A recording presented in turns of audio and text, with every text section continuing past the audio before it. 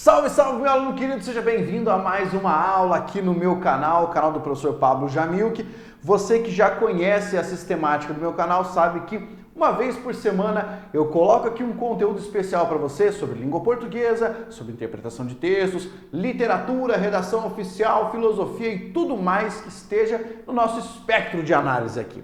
Eu já peço para você agora, fique de olho, puxe o seu materialzinho aí, uma folha em branco, pegue caneta para você poder anotar o que eu vou explicar aqui. Bem, qual é o conteúdo deste vídeo? Muita gente mandou mensagem e falou assim: Pablo, por favor, eu quero que você escreva algo, eu quero que você faça alguma coisa para me salvar em relação ao que a gente entende por índice de indeterminação do sujeito. Sofro muito com isso, tá? Bem, você sofria, não vai sofrer mais. Vou explicar nesta aula o que você precisa saber sobre índice de indeterminação do sujeito. Mas antes eu gostaria de fazer um comentário muito interessante. O canal começou a crescer e tem muita gente vindo comentar aqui de diversos lugares. Inclusive, muita gente de Portugal que acaba caindo aqui e acaba comentando alguma coisa nos meus vídeos. É preciso que você, cidadão lusitano, entenda que existem alguns abismos entre a língua portuguesa falada no Brasil e a língua portuguesa falada em Portugal, tá? Lembre-se de que eu trabalho sempre com a manifestação sincrônica, que é a língua com que nós estamos lidando agora, certo? E principalmente com essa manifestação sincrônica da língua portuguesa falada e escrita no Brasil. Eventualmente alguém deixa um comentário aí, eu sempre respondo, eu sempre tento interagir com vocês na medida do possível, é claro. Se vocês tiverem alguma demanda, pá, só deixar aí que eu também trago para explicar alguma coisa para vocês. Valeu? Muito bem. O que é isso, cara? Índice de indeterminação do sujeito. Nós também podemos chamar de pronome de indeterminação do sujeito, tá? Eu estou falando aqui do caso específico em que nós temos o sujeito indeterminado, que pode ser construído com o auxílio da palavra ser. Então, o grande desafio parece que é entender a palavra ser como um pronome de indeterminação do sujeito. Bem, como é que você faz para sacar isso aqui? A palavra ser vai ser um índice de indeterminação do sujeito ou um pronome de indeterminação do sujeito, basicamente em três circunstâncias. Quando a palavra ser estiver acompanhando um verbo transitivo indireto, quando estiver acompanhando um verbo de ligação ou quando estiver acompanhando um verbo intransitivo, certo? Pablo, eu tenho muita dificuldade e eu não sei o que significa verbo transitivo indireto, verbo de ligação, verbo intransitivo. Se você não sabe o que significa, basta você assistir a minha aula sobre verbos ou a minha aula sobre a árvore dos verbos, tá? A aula sobre a árvore dos verbos você encontra aqui no meu canal mesmo com bastante tranquilidade. Joia? Muito bem. Eu vou explicar isso em linhas gerais, de uma maneira bem simples para você não se confundir. Um verbo transitivo indireto é um verbo que, quando é empregado, pede uma complementação. Ele não pode ser empregado sem complemento, perfeito? Eu tenho que colocar alguma coisinha para poder complementá-lo. E ele é indireto porque na conexão entre o complemento e o verbo, eu sou obrigado a usar uma preposição. Perfeito? Para demonstrar isso, eu vou colocar uma frase aqui, justamente com essa palavra ser, que criava dificuldade para a galera. Então, a frase é essa aqui, ó. Precisa-se de novas ideias, certo? Precisa-se de novas ideias. Lembre-se de que ideia não tem mais acento, certo? O novo acordo ortográfico removeu esse acento aí. Nesta frase, eu preciso entender o seguinte: este verbo que está aqui, empregado no sentido de necessitar, convida esta preposição, como se fosse um baile. Ele é casado com a preposição, ele não pode ir sozinho, senão vai dar pau. Então, Quem precisa, precisa de alguma coisa, correto? Você foi capaz de perceber essa relação aqui, ó?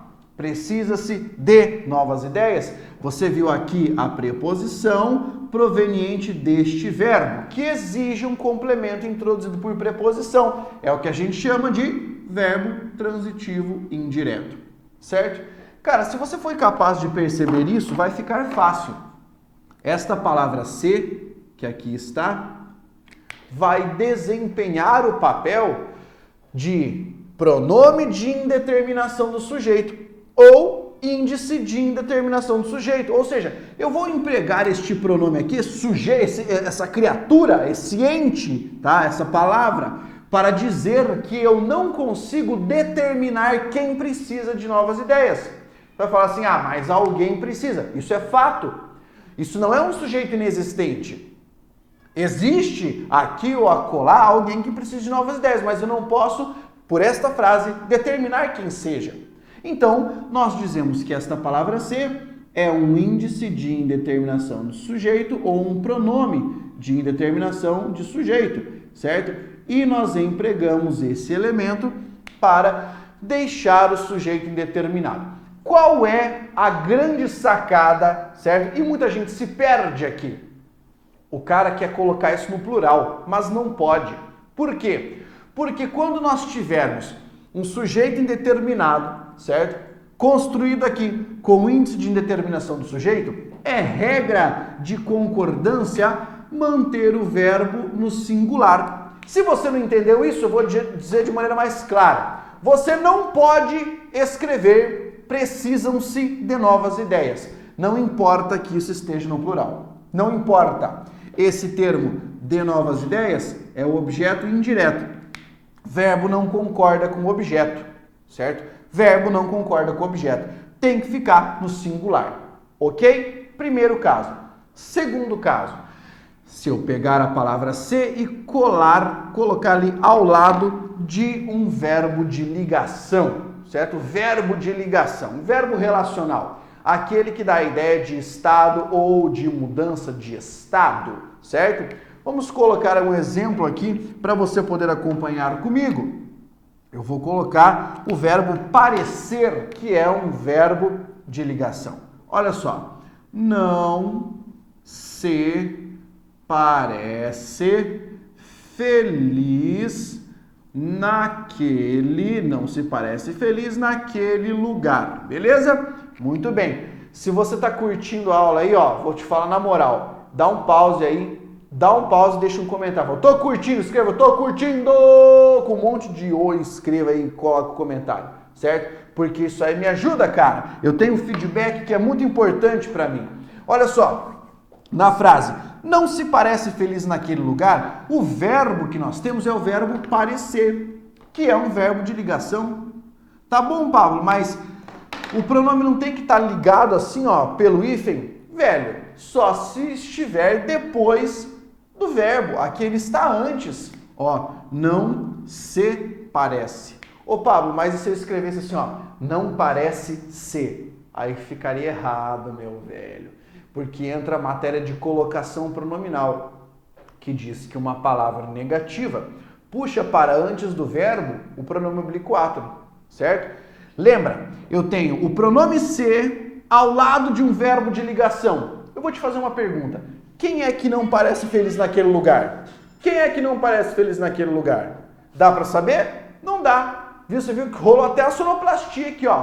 Pá! Saiu a música aqui, mas não era possível descobrir o autor. Não dá para saber quem não parece feliz naquele lugar por essa frase. Então o sujeito está indeterminado. Quer dizer que aqui nós temos, novamente, um índice de indeterminação do sujeito ou pronome de indeterminação do sujeito. Sacou? Agora, vamos ver com um verbo intransitivo. Pablo, eu não lembro o que é um verbo intransitivo. Pensa assim. Verbo intransitivo é aquele que não precisa de complemento. Não é necessário haver um complemento para ele. Correto? Vamos pegar um exemplo. O verbo morrer. Quem morre, morre. Eu não preciso explicar alguma coisa sobre o verbo morrer, porque quem morreu, morreu. Não precisa de complementação. Então, se eu colocar o verbo morrer com a palavra se, eu vou ter um efeito semelhante. Veja só. Morre-se de fome em alguns lugares. Beleza. Quando eu falo morre-se de fome em alguns lugares, o cara vai falar assim, professor, mas aqui é a preposição, transitivo indireto. Não, cara. Calma. O de fome está indicando a causa da morte, não é complemento do verbo. Não é complemento do verbo aqui. Isso é um adjunto adverbial de causa, tá? Não é complemento do verbo, porque esse verbo morrer é um verbo intransitivo. Bem, o que é que nós temos aqui então? Verbo morrer, vai lá, coloca verbo intransitivo. Vou perguntar para você, quem é que morre de fome em alguns lugares? Você vai falar, não sei, mas alguém morre de fome em algum lugar, certo? Pois é, nesta frase eu não consigo saber, não é possível saber por esta frase quem morre, o sujeito do verbo morrer. Então eu digo que o sujeito está indeterminado. Mas por que ele está indeterminado? Porque eu utilizei a palavra ser com o verbo intransitivo. Como é que é o nome disso? Índice de indeterminação do sujeito ou pronome de indeterminação do sujeito. Você percebeu?